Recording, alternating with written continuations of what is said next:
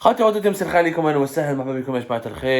tout le monde, j'espère que vous allez bien, j'espère que vous vous portez bien, j'espère que votre santé est au top et que vous résistez aux difficultés de cette début d'année 2023 très particulière qui s'annonce assez rude et dure, hein, je l'avoue.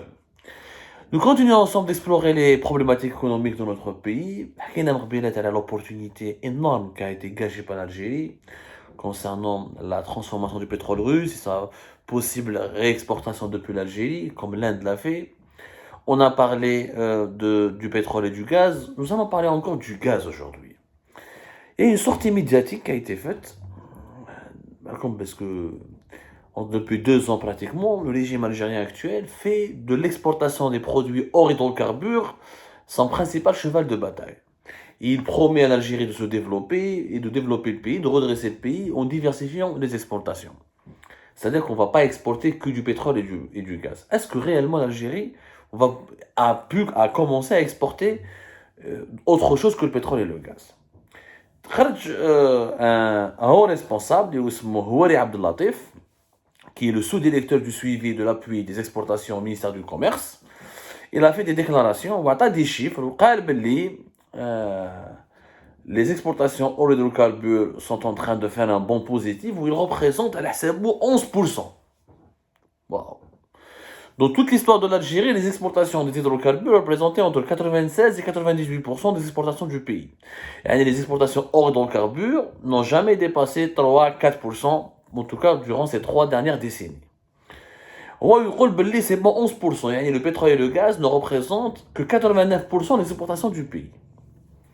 Je vous les chiffres en 2022, les exportations hors hydrocarbures jusqu'à fin novembre 2022 ont été de 6 milliards de dollars, en augmentation de 36% par rapport à l'année 2021. كي ناخدو نشوفو وشنو هما هادو لي زيكسبورطاسيون اول هيدروكاربور اللي يتكلم عليهم الحكومه الجزائريه. يعني وهذا هو علي عبد اللطيف سي ان ريسبونسابل غوفرنمونتال او طونك هو ريسبونسابل دو مينيستير دو كوميرس. واش يقول؟ Les chiffres officiels nous donnent un aperçu important. On va se concentrer sur les chiffres. On va pragmatique, rationnel, et on va les analyser ensemble. Vous allez comprendre que les exportations hors hydrocarbures ne sont qu'une perte pour l'Algérie au lieu d'être un bénéfice, parce que la majorité écrasante de ces exportations hors hydrocarbures sont en fait liées directement aux hydrocarbures et surtout au gaz. Je connais les exportations hors hydrocarbures. Avec les engrais, l'Algérie a exporté 1,7 milliard de dollars, soit 28% de hausse par rapport à 2021. عندك le fer et l'acier, plus de 500 millions de dollars. وعندك les ciments, 400 millions de dollars. C'est les 3 produits les plus importants exportés par l'Algérie hors pétrole. Engrais, ciment et acier. Le reste, c'est des petites quantités. عندك les détergents, 48 millions de dollars. Ou les boissons gazeuses, 10 millions de dollars. وراهم هادو les 6 milliards de dollars, وراهم هادو les 6 milliards de dollars d'or hydrocarbures. Qui تشوف les chiffres, يعني qu'il y a une contradiction entre les annonces faites par le gouvernement algérien lui-même. D'un côté, il dit que j'ai exporté pour plus de 6 milliards de dollars hors hydrocarbures, hors pétrole et gaz, mais qui a dit que la liste des produits exportés, les principaux 3 produits ne dépassent pas tous les 2-3 milliards de dollars. وراهم les 6 milliards de dollars ما لبناش. ما عليناش. نقعدوا نشوفوا est-ce que les engrais, le ciment et l'acier en Algérie sont réellement des exportations hors hydrocarbures? Non. Pourquoi? Parce que les 3 produits à Douajma sont produits essentiellement avec du gaz. Je le dis bien essentiellement avec du gaz. T'as des engrais par exemple. T'as les engrais. La majorité des engrais utilisés dans l'agriculture et fabriqués par l'Algérie, comme dans beaucoup de pays à travers le monde qui produisent des engrais, sont produits à partir du gaz naturel. Le gaz naturel, c'est le principal intrant et matière première à les engrais, avec du phosphate, avec l'azote, avec l'ammoniac, avec l'urine, avec quelques d'autres produits, mais la principale matière première, c'est le gaz. Et des études pour 80% du coût de la production de l'ammoniac, qui est l'un des composants les plus importants pour les engrais, est lié à l'utilisation du gaz naturel. Donc l'Algérie, comme elle a beaucoup de gaz, comme elle a beaucoup de gaz, un pays gazier, donc elle détourne une partie de sa production, au lieu d'aller vers les exportations, elle la consacre pour la production des engrais. Et de les engrais. Donc les engrais, c'est essentiellement du gaz. Donc est-ce qu'on peut, oui, on peut la classer comme étant une industrie de pétrochimique, parce que c'est du gaz. Mais ce n'est pas hors hydrocarbures. Ce n'est pas une transformation industrielle qui regroupe ou là, qui réunit plusieurs matières premières, ou là, d'autres matières premières que le pétrole, ou là, qui relève d'une transformation ingénieuse avec des procédés technologiques et scientifiques qui ne dépendent pas que du pétrole et du gaz. Non. Les engrais, à 80%, ça dépend du gaz. Donc, on ne peut pas les considérer comme hydrocarbures. C'est lié aux hydrocarbures. Sans le gaz, tu ne peux pas faire des engrais. Donc, je vois le ciment. Les ciments et c'est l'une des industries les plus consommatrices et les plus émettrices de gaz. Pourquoi? Parce que le ciment, pour le produire, il te faut des fours géants. Il te faut énormément de fours. Et les fours là, comment tu vas les faire fonctionner? C'est vrai qu'il y a d'autres ingrédients, le béton, le clinker, manabelish, etc. Mais la consommation, la production du ciment nécessite énormément de gaz. Pourquoi? Parce qu'il est fabriqué à partir d'une température qui peut aller jusqu'à 1450 degrés. Donc, il faut des fours importants. Les fours, tu as laissé montrer, ils sont alimentés avec quoi? Avec de l'électricité ou là du gaz qui est produit, ou du gaz ou là de l'électricité qui est produite à partir du gaz. Donc, la même chose, les fours des cimenteries sont alimentés avec quoi? Avec les hydrocarbures. Donc, les hydrocarbures sont un composant important et essentiel de l'industrie du ciment. L'acier, la même chose. Les fours à les aciéries pour produire du fer qui est exporté par l'Algérie. Mniniji, il faut de l'énergie, ou l'électricité ou le gaz. La même chose. Qui met les cimenteries. Du coup, sans gaz, on peut ni produire des engrais, ni avoir l'énergie nécessaire pour alimenter les cimenteries ou là, ce qu'on appelle les aciéries. Donc, les exportations hors hydrocarbures, là où il n'ont rien d'hydrocarbures. Elles sont dépendantes et liées directement par l'hydrocarbure. Elles sont directement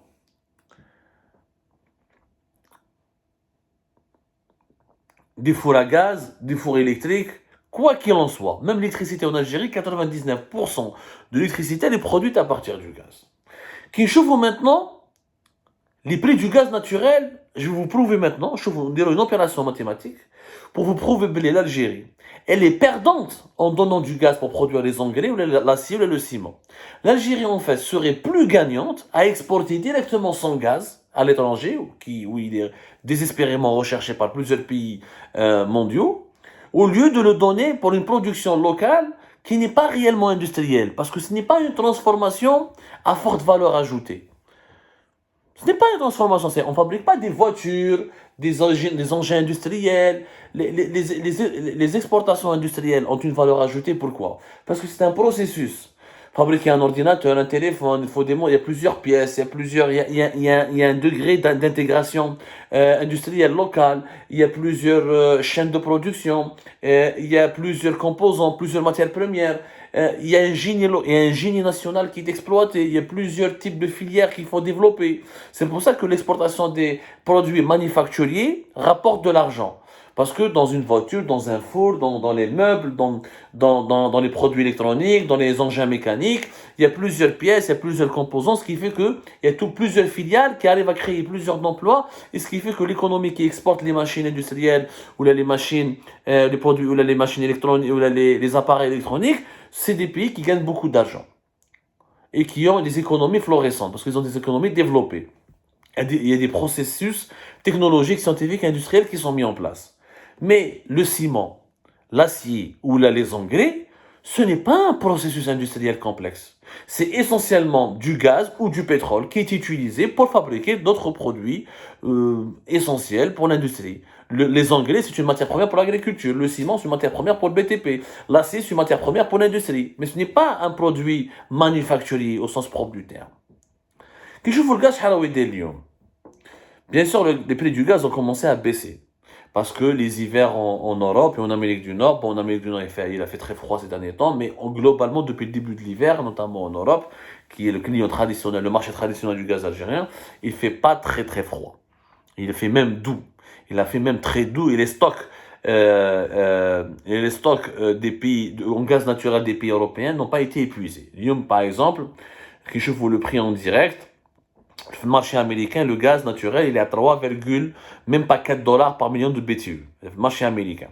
Le marché européen, on a en direct, entre 17 et 15 dollars par million de BTU. Européen, 17 dollars. 17 et quelques dollars par million de BTU.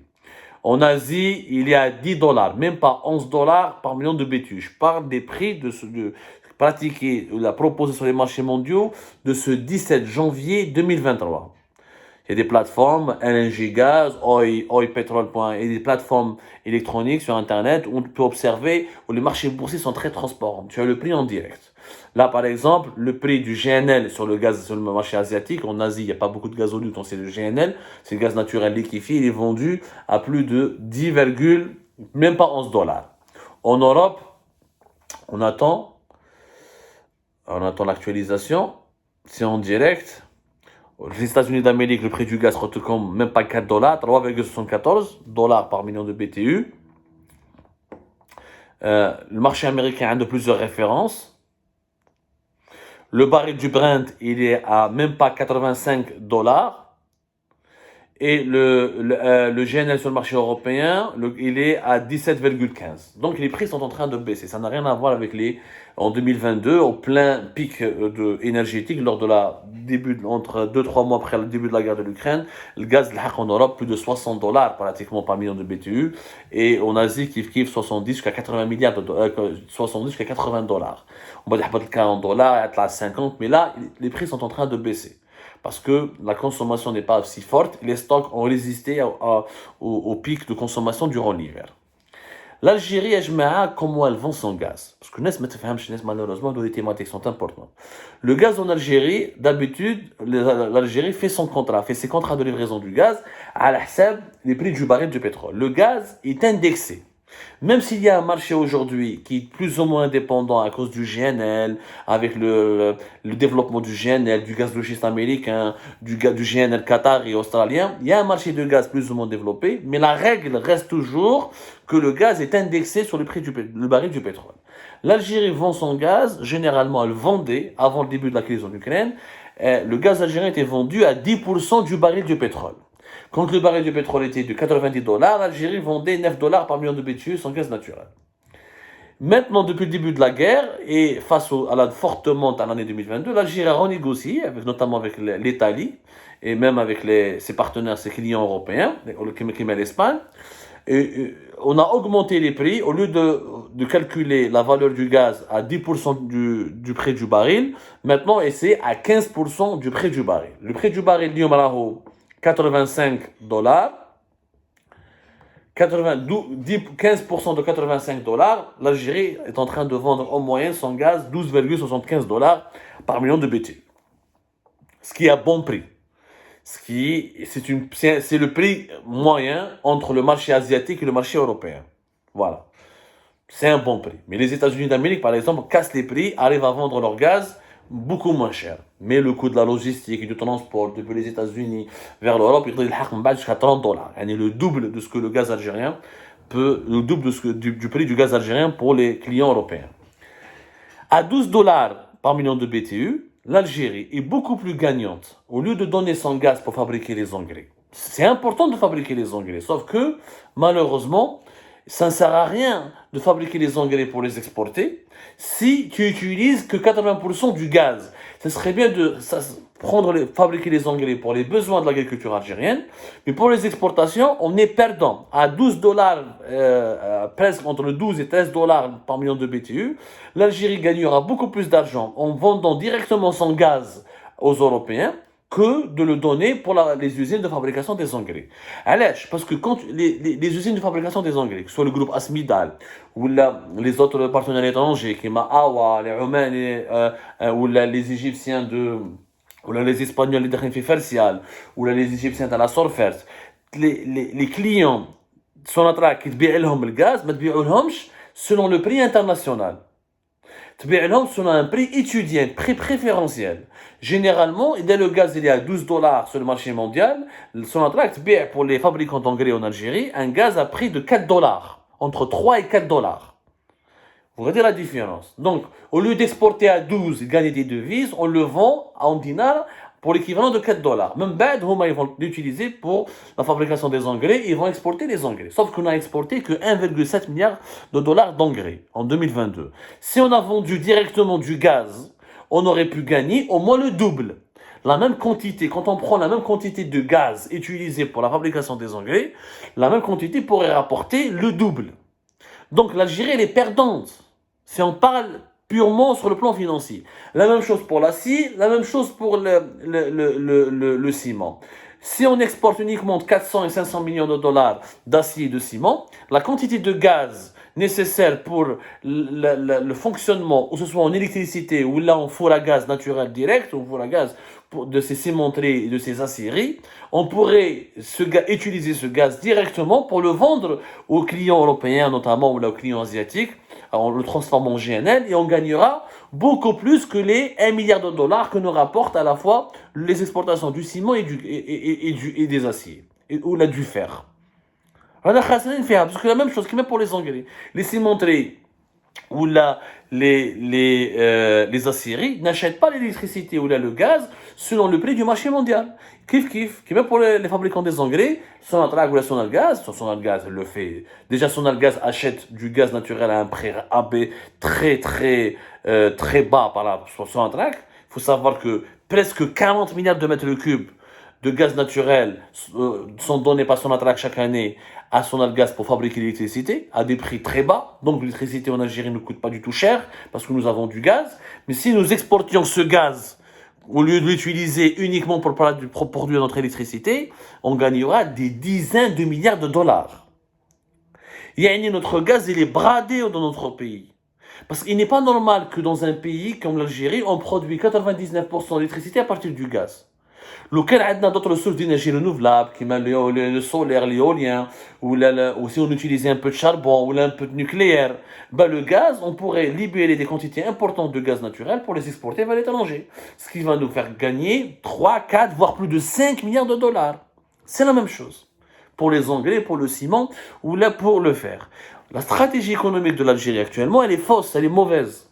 On est en train d'utiliser les hydrocarbures, on les vend à des prix très bas pour d'autres filières pétrochimiques, même pas industrielles, pour exporter autre chose que du gaz et du pétrole, mais ce sont des produits qui sont essentiellement fabriqués avec du pétrole et du gaz. Sauf que, au lieu d'exporter directement le pétrole et le gaz qui sont très chers, on en fabrique des produits qui vont nous coûter, on les vend à prix pas cher pour des fabricants locaux ou étrangers installés en Algérie afin d'exporter autre chose que le pétrole et le gaz, mais sans rapporter beaucoup d'argent en Algérie. Qui يقولوا باللي عندك 6 milliards de dollars hors hydrocarbures. Les produits pétrochimiques c'est plutôt 3 milliards de dollars. تنحي le gaz ou le pétrole qu'il faut donner pour l'industrie, pour les fabricants pétrochimiques en Algérie, تبيعهم directement à l'étranger, ils يجيبوا لك 5, 6 ou 7 milliards de dollars facilement. C'est-à-dire le double de ce que tu as gagné en exportation de ciment, de fer ou d'engrais.